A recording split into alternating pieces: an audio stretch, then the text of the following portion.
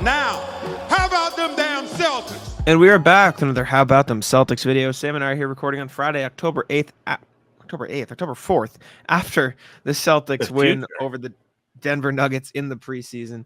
First preseason game, Celtics got a 107-103 win, came down to the wire with a little bit of a scoring malfunction. I don't know what you want to call it. They messed up the score and then they had to Some change it at the people end. say it's rigged. Yeah, we had no idea what was going on, but Celtics got the win 107-103 over the Nuggets. Starters played in the first half, then hit the pine. Payton Pritchard's the story, so probably where we'll start because he was incredible. 21 points, 4 rebounds, 6 assists, 6 of 13 from the field, of which 6 of 12 were from three. Sort of lifted the Celtics to a win in this one because the starters were getting, I'll say, a little bit bullied by Jokic. He was just kind of doing whatever he wanted. But good win, good opener for the Celtics, good gauge and what all these guys are going to look like. Yeah, it was nice to see everyone out there, first and foremost. After a whole 3-month period of nothingness, we finally had a game to react to, so it's nice to be back. Pritchard being the story today is different, but not surprising. I think Jack and I kicked around quite a bit. We did on the pregame stream. We did on the last pod. We were like, yeah, last preseason average like 16 points a game.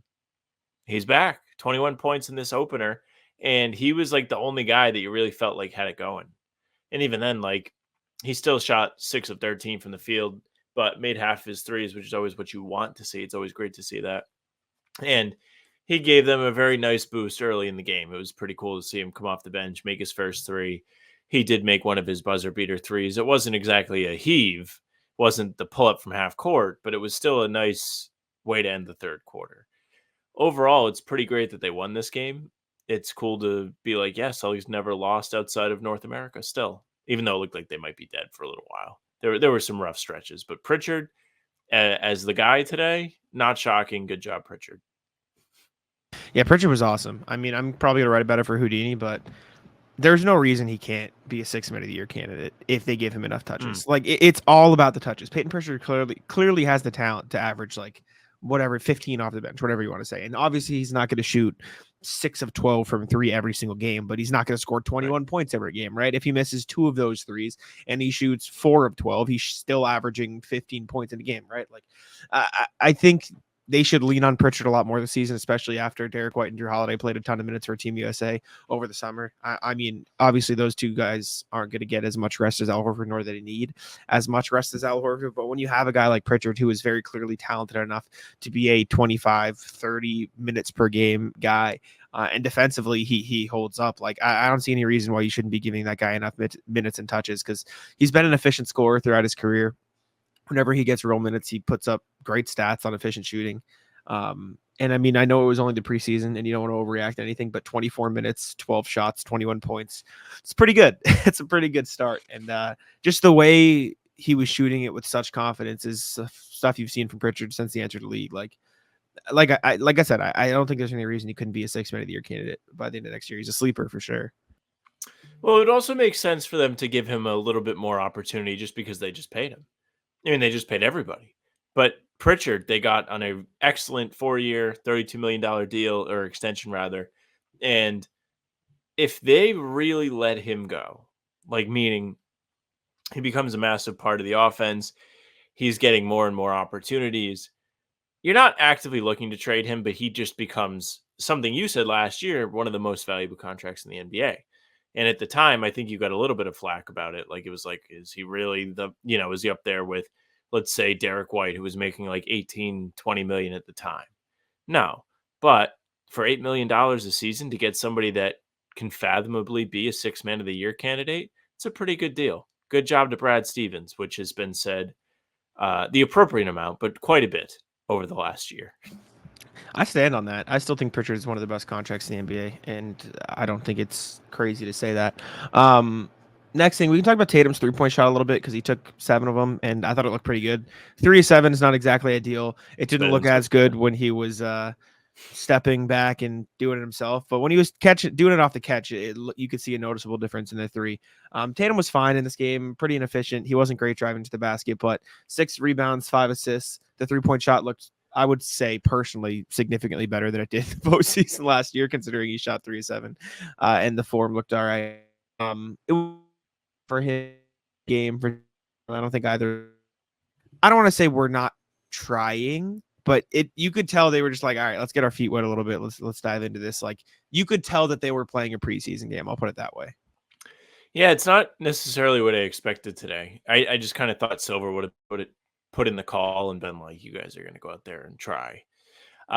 There's only so much even you can do. Like you can tell them to play him, but you can't make them try. You know what I'm saying? Like he can say you have to play your starters a little bit, but even as you look across, like nobody on Denver was that great. Jokic had a 5 of 7 game for 14, but like Aaron Gordon was 3 of 10. Jamal Murray was 1 of 4. Russ shot 3 of 10.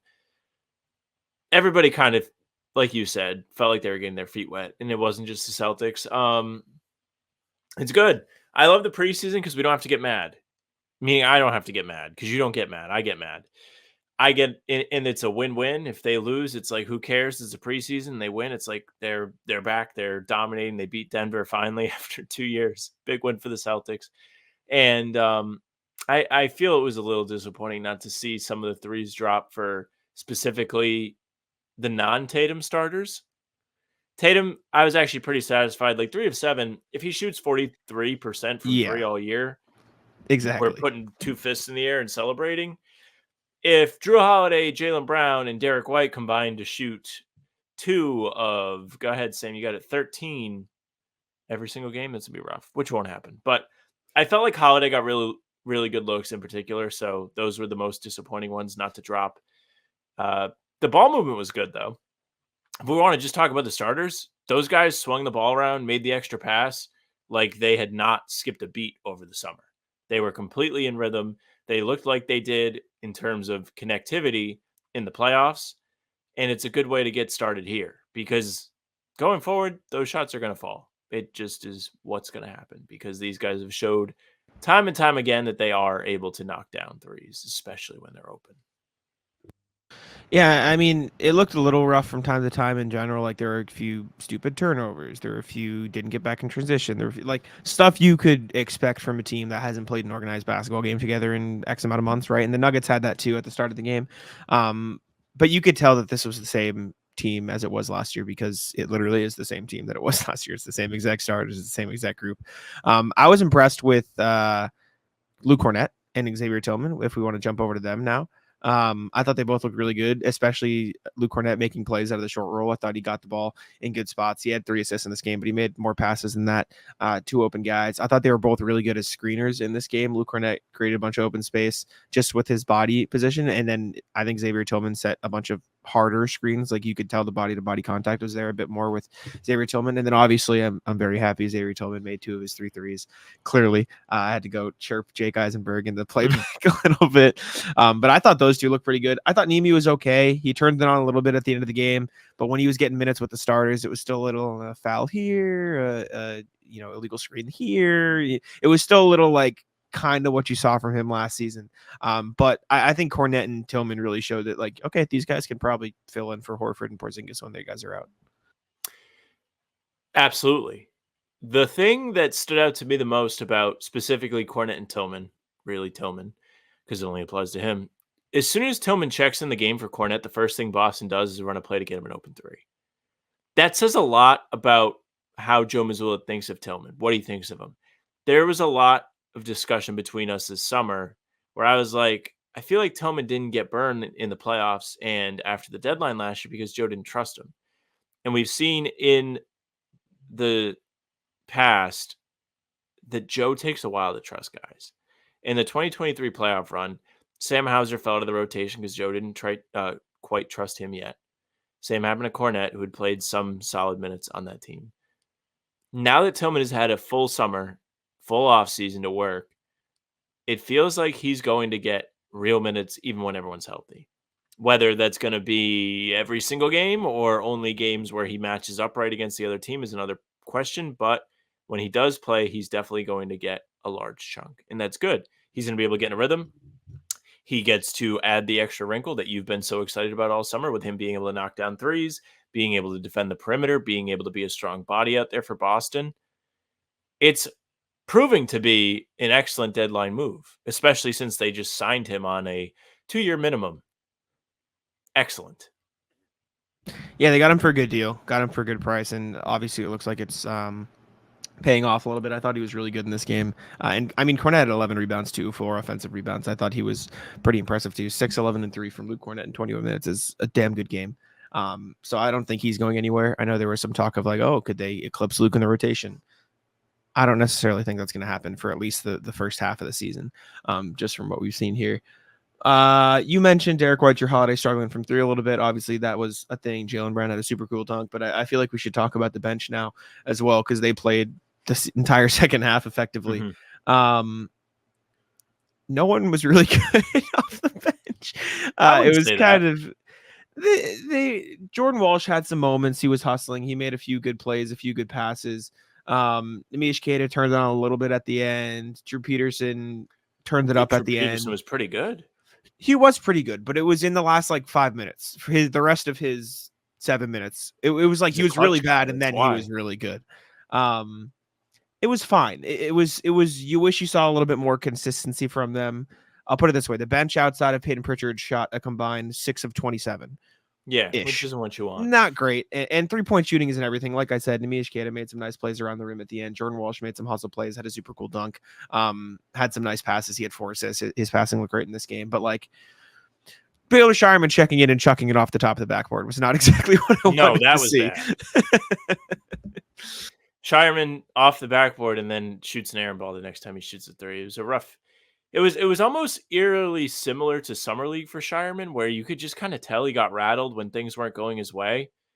And if he's going to have, I mean, he's eventually going to snap out of that. If he's going to stick with the Celtics and be able to come in and spot moments where he's not always going to have a long leash, he has to be able to shake that. And it's very difficult when you get in that kind of mindset to break out of it.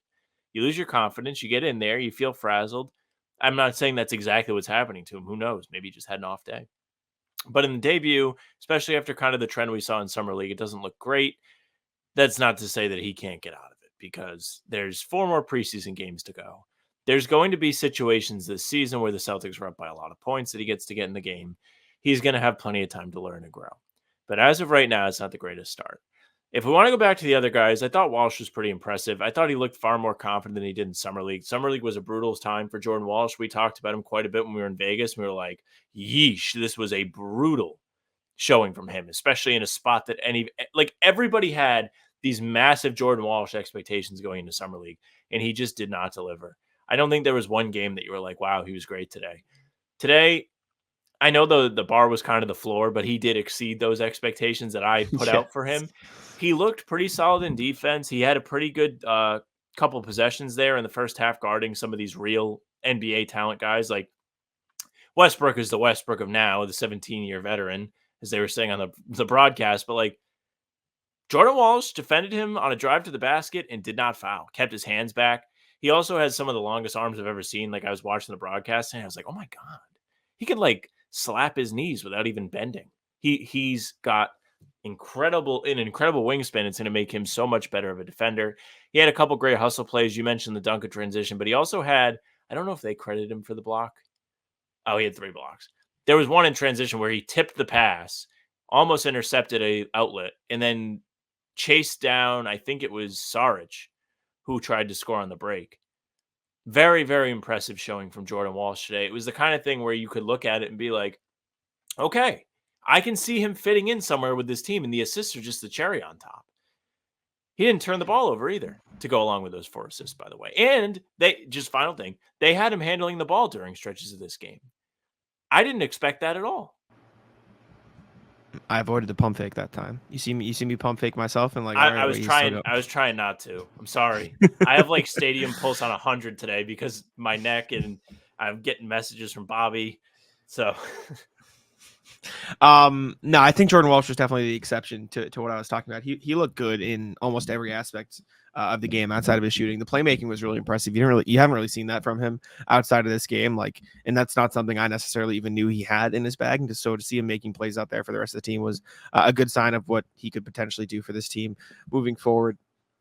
I thought Drew Peterson was okay too. He definitely turned it on at the end, made a couple big shots. That drive where he put it up put up a floater and sunk it, I think is indicative of he's more than just a 3-point shooter. He's sort of a do everything guy, kind of like Shireman, except with a skinnier Hauser body and versus Shireman's. They should have put Drew Peterson on the Shireman play in the summer. That's all I'm saying. Well, I think outside of he that, did put on some muscle. At least at Summer League, he told to me on TV, he looked at least a little bit bigger. He didn't look filled out, but he looked like he'd made a little bit of progress.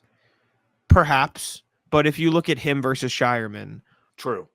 it's a little bit of a noticeable difference.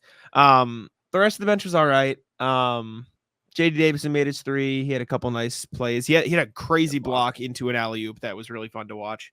Skapinsev didn't really do much. I mean, or Harper only played 6 seconds. Anton Watson only played He was a 4 minus minutes. 1. Yeah. Lonnie Walker, Anton Watson barely got playing time.